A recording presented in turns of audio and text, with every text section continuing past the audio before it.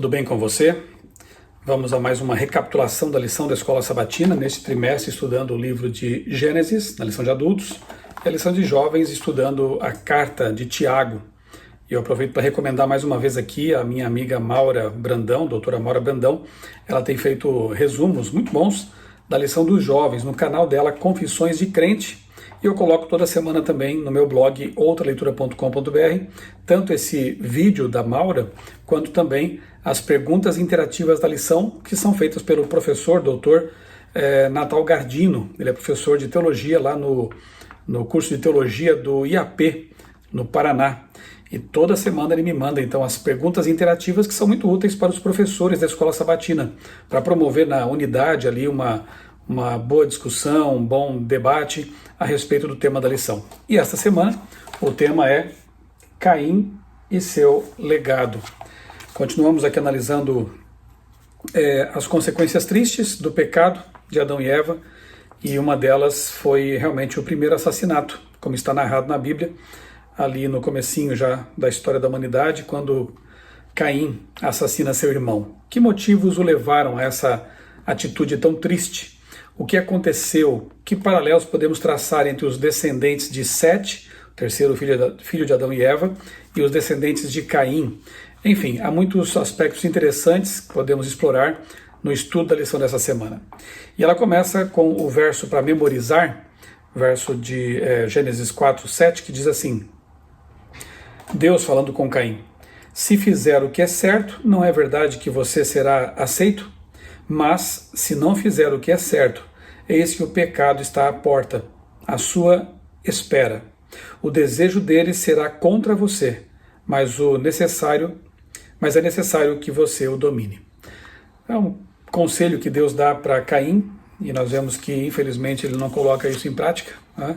Ele se deixa vencer pelo pecado, e, inclusive, a sua descendência ela traz misérias para o mundo. Domingo, Caim e Abel. Então, o texto da leitura é Gênesis 4, 1 e 2. O que aprendemos sobre o nascimento de Caim e Abel? Nós entendemos aqui que Eva entendeu que aquele filho já seria o Messias, porque, como vimos semana passada, Deus faz uma profecia messiânica, lá em Gênesis 3,15, dizendo que da mulher viria o descendente, o Messias. Só que Jesus viria muito tempo depois de Adão e Eva e nasceria da igreja, do povo de Deus. Só que Eva entendeu que poderia já ser Caim. Pense na tristeza dessa mãe quando esse filho, que para ela seria o Messias esperado, o Redentor do mundo, se torna, na verdade, o primeiro assassino no mundo. Ellen White, aqui no Desejo das Nações, página 20, diz assim que...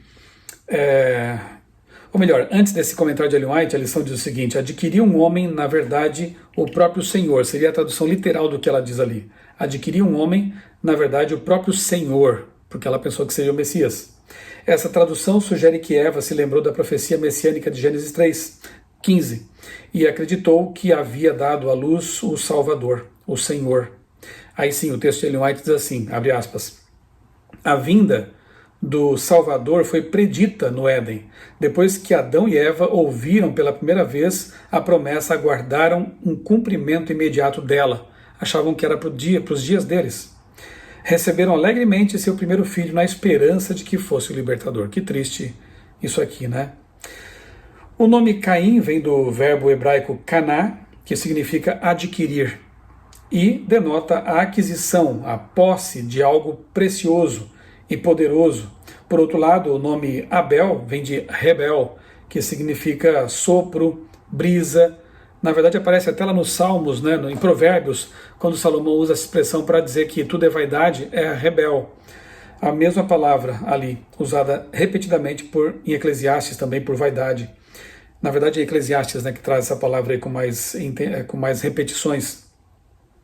Embora não seja nossa intenção ver mais nessas curtas passagens do que aquilo que está contido nelas, talvez a ideia seja de que a esperança de Adão e Eva repousasse somente em Caim, pois acreditavam que ele, e não seu irmão, Abel, fosse o Messias prometido. As duas ofertas, então aqui nós vemos aquela situação em que Abel oferece o que Deus queria que fosse oferecido, ou seja, um cordeiro. O derramamento de sangue expressava a crença no Messias vindouro, e Caim leva aquilo que ele bem entende. Várias reflexões são feitas com base nessa história aqui. Há pessoas que comparam, por exemplo, com a questão da adoração, do culto. Nós não devemos ir à igreja para satisfazer o nosso gosto. Eu não gostei desse culto, não me satisfez, enfim. Nós estamos lá para cultuar a Deus, de acordo com as orientações que Ele nos deixa em Sua palavra, nos livros de Ellen White. Nós não estamos aqui para fazer nossa vontade quando o assunto é adoração. Não eram frutas, legumes e frutos da terra que deveriam ser oferecidos, porque Deus deixou claro. Isso aqui antes ainda do santuário, né? Porque eles já tinham uma compreensão do sacrifício. Então, eles sabiam que a única oferta que representava o Messias vindouro era o animalzinho, que morria inocente pelo pecador, que tinha o sangue derramado pelo pecador. E sem derramamento de sangue não há remissão de pecados, como diz claramente a Bíblia. Então, na verdade, Caim estava desprezando aquilo que Deus havia oferecido.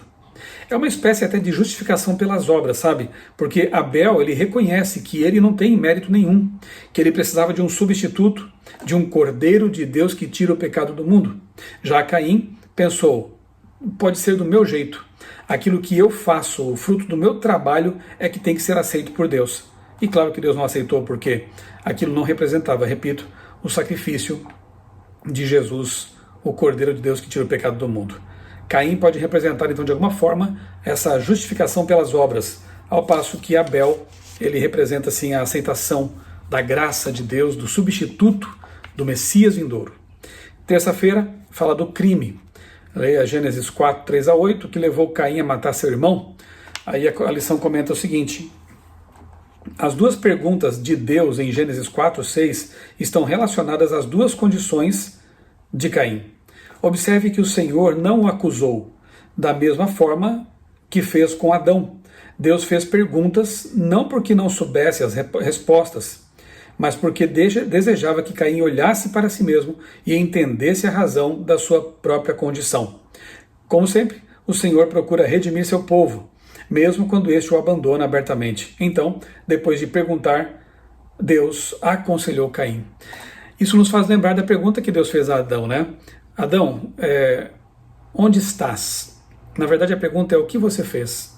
Em que condição você está? Deus sabe tudo, obviamente, como um ser onisciente, sabia onde Adão estava e o que ele havia feito, mas Deus queria que seus filhos refletissem no que haviam feito.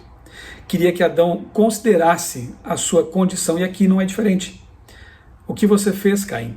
Deus queria que Caim pensasse, se manifestasse, reconhecesse e se arrependesse de seu pecado. Não é o que acontece, né? Então, primeiro, Deus exortou Caim a fazer o bem.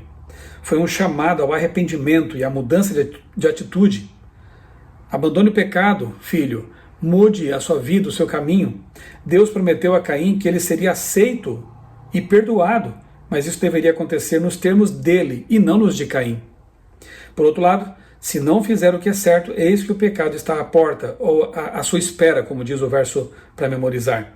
O desejo dele será contra você, mas é necessário que você o domine. O conselho divino revelou a raiz do pecado, e esta se encontrava no próprio Caim, estava nele. Novamente, Deus o aconselhou procurando guiá-lo no caminho que devia seguir. Em segundo lugar, o segundo conselho divino diz respeito à atitude que se deveria tomar em relação àquele pecado que estava à porta e cujo desejo era contra Caim. Deus recomendou autocontrole. É necessário que você o domine pelo poder que vem do alto. Era preciso que Caim lutasse contra isso. Tiago diz, né, aqui fazendo aí uma alusão à lição dos jovens também, né, o livro de Tiago, a carta de Tiago: cada um é tentado pela sua própria cobiça, quando esta o atrai e seduz.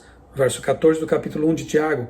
O Evangelho oferece não só o perdão, mas também poder para lutarmos contra o pecado, contra as tentações e tendências que nós adquirimos ou que até herdamos, né, de nossos pais.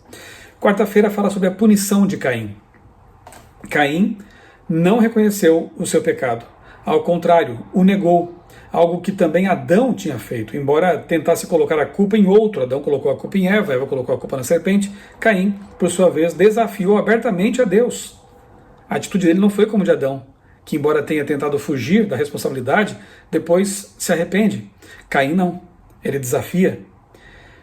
O Senhor mostrou misericórdia para com ele, e ainda que Caim tenha se retirado da presença do Senhor, ele lhe deu algum tipo de proteção. Não sabemos o que exatamente era esse sinal, mas foi dado apenas por causa da graça de Deus para com ele. Aqui cabe uma explicação. Algumas pessoas, numa atitude bastante racista, já tentaram associar essa marca de Caim com a cor da pele, alguma coisa assim. Isso é um absurdo, não tem relação nenhuma com cor de pele. Nós não sabemos que marca era essa. Se era alguma marca visível, alguma marca, um aviso de Deus para que ninguém se vingasse, né, de Caim, enfim. Não sabemos que marca é essa, mas obviamente essa marca não tem que ver com a cor da pele. Cor de pele é uma adaptação pós-pecado no mundo que agora passava a ter, especialmente após o dilúvio, né, habitats, condições atmosféricas, climáticas diferenciadas. Isso promove algum tipo de seleção natural, algum tipo de modificação, de adaptação.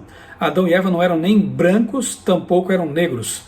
A palavra Adão vem de Edom, que quer dizer vermelho, e por isso estudiosos entendem que possivelmente a cor da pele de Adão e Eva fosse mais parecida com a cor do solo, alguma coisa mais rosada, enfim, talvez mais ou menos como os apaches, peles vermelhas, né? Não sabemos exatamente qual era a cor da pele de Adão e Eva.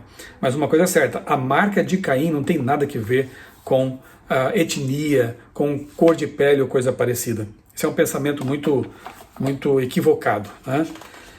Quinta-feira, então, finalizando aqui, a maldade do ser humano. Nós vemos aqui algumas coisas complicadas. O filho de Caim, Lameque, por exemplo, ele vai além, ele dá uns passos a mais e ele inaugura, por exemplo, a poligamia, coisa que Caim não tinha feito. Então a poligamia, um marido com mais de uma mulher, ela é inaugurada por um dos filhos de Caim, Lameque. Obviamente que não era uma coisa aprovada por Deus, né? Além disso, Caim era monogâmico. Lameque introduziu a poligamia, pois a Bíblia diz especificamente que ele tomou para si duas esposas, lá no capítulo 4, verso 19. Essa intensificação e exaltação do mal afetaram gerações, as gerações seguintes de caimitas. E o mundo vai se corrompendo, né? A coisa vai ficando bem complicada e chega um momento que Deus é obrigado. Não que ele seja obrigado, Deus não é obrigado a nada, né? Mas Deus vê que é preciso fazer um restart, um reinício da humanidade, e é o que veremos na semana que vem. O assunto é o dilúvio. Sete, então, o nome quer dizer outro descendente. A Eva entendeu agora que Deus havia dado um outro descendente, e a história do nome de Sete precede Abel. Ela deriva do verbo hebraico ashit, porei, que introduz a profecia messiânica. A semente messiânica seria transmitida na linhagem setita, de Sete. A Bíblia começa o registro da linhagem messiânica com Sete, inclui Enoque, Matusalém, ou Metusalém, e termina com Noé. A frase os filhos de Deus refere-se à linhagem, que está lá em Gênesis 6:2, refere-se à linhagem de Sete, pois foram concebidos para preservar a imagem divina. Por outro lado, as filhas dos homens parecem ter uma conotação negativa, contrastando a descendência daqueles que são imagem de Deus com aqueles que são feitos à imagem dos homens. E foi sob a influência dessas filhas dos homens que os filhos de Deus tomaram para si mulheres, aquelas que entre todas mais lhes agradaram, indicando a direção errada que a humanidade estava tomando.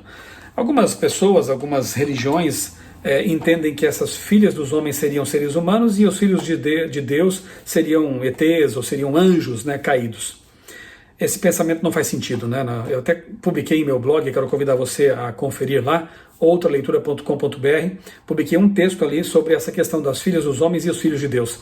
Não são anjos que tiveram relações sexuais com mulheres. Filhos de Deus representam aqueles que ainda seguiam as orientações divinas, eram descendentes de Sete, eram pessoas que temiam a Deus.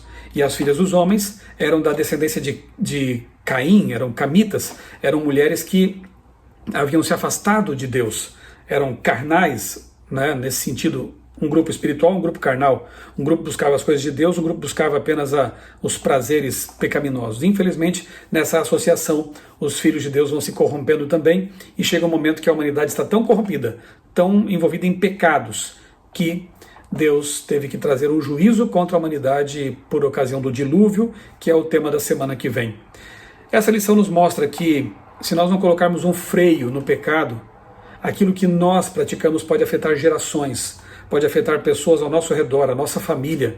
Nós não podemos agir como Caim, que deu margem ao pecado, desconsiderou a palavra de Deus, se rebela contra Deus em lugar de se arrepender, e assim vem uma sucessão de pecados após pecados.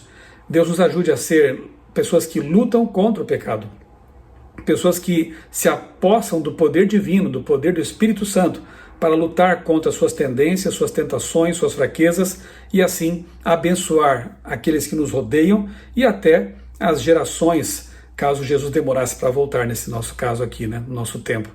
Que Deus nos ajude a realmente reconhecer nossos pecados, correr para aquele que oferece a única solução para os pecados, que é Jesus Cristo, o Cordeiro de Deus que tira o pecado do mundo, e que possamos confiar no sacrifício de Jesus, que é suficiente, todo suficiente, para resolver o nosso problema chamado pecado. Vamos orar? Amado Deus, bondoso Pai, muito obrigado, Senhor, por mais essa lição da Escola Sabatina, lições tão importantes que aprendemos ao estudar a Tua Palavra. Ajuda-nos, Senhor, a reconhecer quando pecamos, a voltar para Ti contritos, pedindo perdão de nossos pecados e a confiar no perdão oferecido pelo Cordeiro de Deus que derramou sangue na cruz. Senhor, arranca de nós qualquer tipo de atitude semelhante à de Caim, que em lugar de se converter, de buscar o perdão, se rebelou contra Ti, contra a Tua Palavra, e com isso trouxe uma série de males à humanidade. Ajuda-nos, Senhor, a viver como descendentes de Sete, pessoas da linhagem daqueles que buscaram a Tua face e buscaram ser consagrados. Nós oramos e agradecemos em nome do Senhor Jesus. Amém. Um grande abraço para você, que Deus abençoe grandemente a sua vida e também a sua família.